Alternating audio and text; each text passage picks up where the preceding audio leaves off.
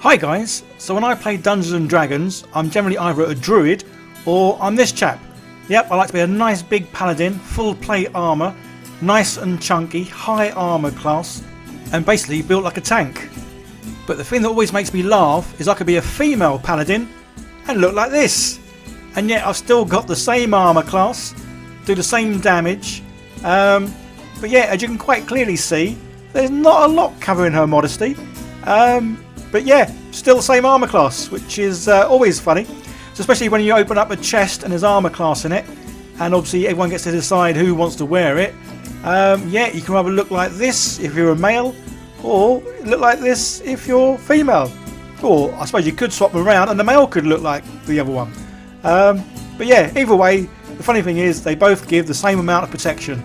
Not sure how. But anyway, enough of that. Couple of great figures. Yeah, let's get on. I'll show you where I got these from and obviously how I painted them. So as well as Thingiverse, my other go-to place is my mini factory. Tons and tons of great figures on here. Some of them you have to pay for, but you can obviously type in free ones. And this chap, yeah, he's nice and free. Comes in a few little styles there. Obviously nice and big and chunky. And then this young lady. But as you can see, this one's also free as well. Which is pretty cool. And I love the name they've given her, Pointless Armour Elf, because yeah, it does seem pretty pointless.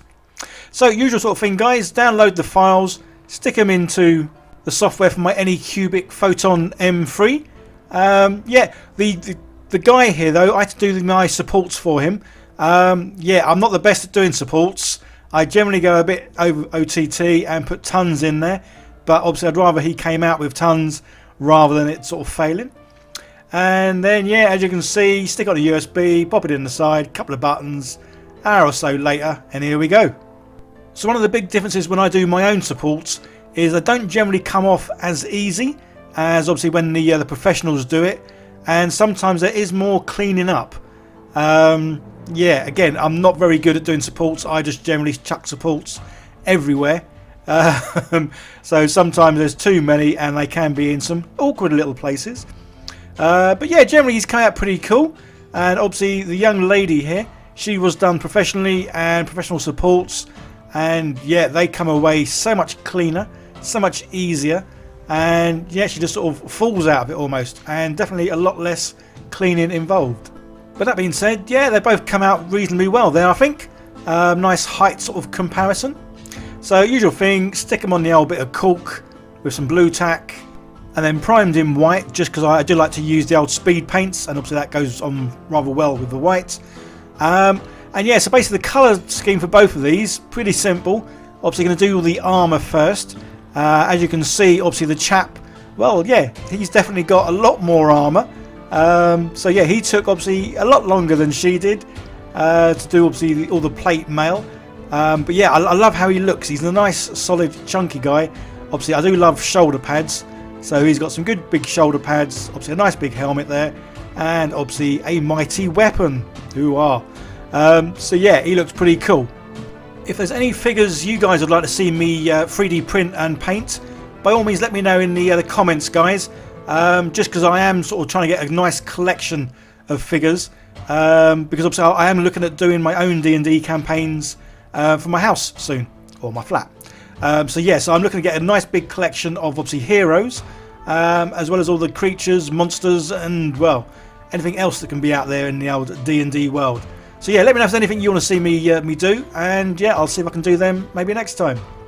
So yeah, obviously that's him done with all the armour, and now it's her turn. And as you can quite clearly see, yeah, there's not going to be a lot of silver on her. She's got these lovely little knee pads. Not too sure what sort of protection they're going to give her, unless she was going skateboarding and fell off. Obviously got the good old shoulder pads, which is nice. Obviously this figure doesn't have a weapon, but I'm guessing she's going to win them over with charm and charisma. And yeah, that's kind of that's her done. As I say, I'm going to keep the paint job on both of these kind of like the same. Obviously they have got the armour, they have got a little bit of leather on them, so I'm going to use the same colour for both. Just so that it would look like if they did sort of come across a chest with some plate mail in, and they decided who was going to wear it, Yeah, they both look sort of similar, apart from she's kind of like lacking in a lot of plate mail. But there you go. So I do love these figures though. They are really, really good figures. So I would definitely use him in a D&D sort of one-shot campaign.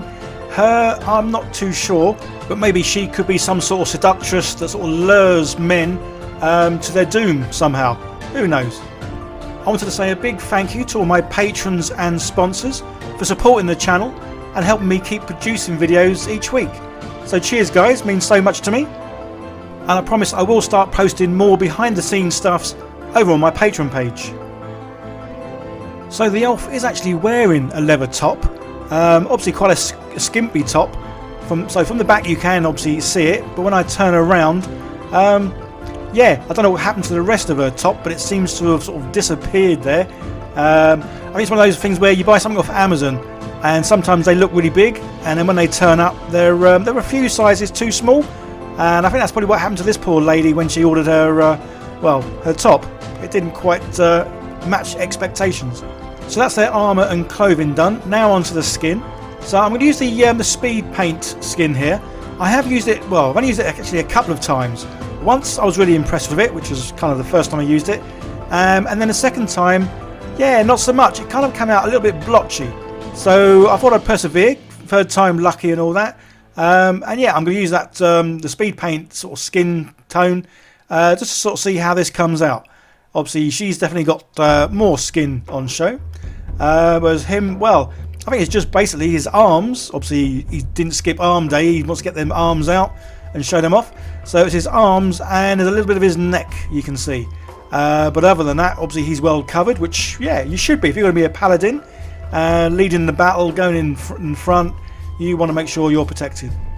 So yeah, so that dried, and yeah, I wasn't all too happy with how the skin came out. It wasn't bad, but it had gone quite dark and almost not quite leathery, but yeah, bit darker than I'd liked it. I mean, because I've obviously got brown on them already, it did sort of make their arms look a little bit brownish as well. So yeah, just doing a normal sort of skin colour, going over. Just to say, I wasn't 100% happy with how the skin looked before. Not that it was terrible, it just wasn't, well, I just wasn't happy. So yeah, normal skin colour going over that. And then they're both ready for my favourite thing that I like to do, and that is throw on some wash. I do put too much wash on. I'll be the first to agree that I do go a bit crazy with the wash, but I do like my figures to look very very weathered, very worn, and yeah, they've seen battles, they've seen better days, and they're certainly not wearing their sort of like shiny, bright, best armour.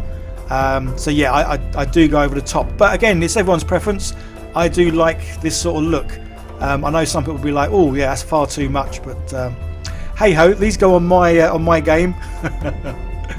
So yeah, I'm glad I did do the skin the other colour, just because obviously, I mean, this does darken it up, so if anything, this probably has gone back to the kind of skin tone and colour it was before.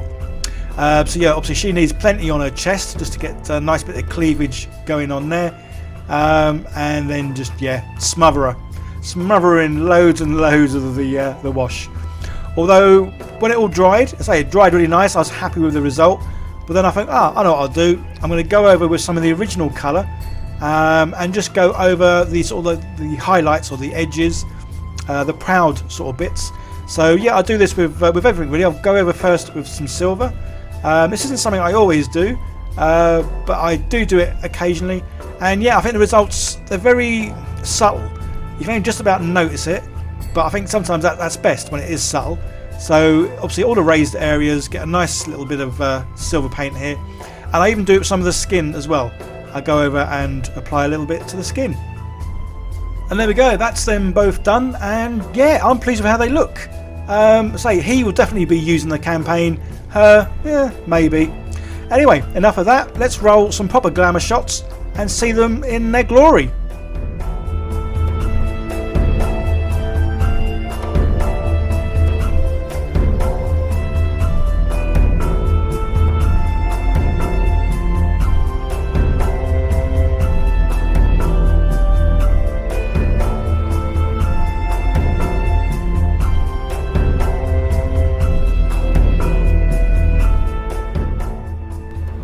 you enjoyed the video, guys. Don't forget to hit that like button. Leave me comments down below. Let me know what kind of figures you want to see me do next. And if you're new here, hit that subscribe button and get notified for any new videos that come up. There's a couple more videos on the screen, guys. Don't forget to click on some of those and go and see more of the videos I do. Okay, guys, that's it. Bye for now.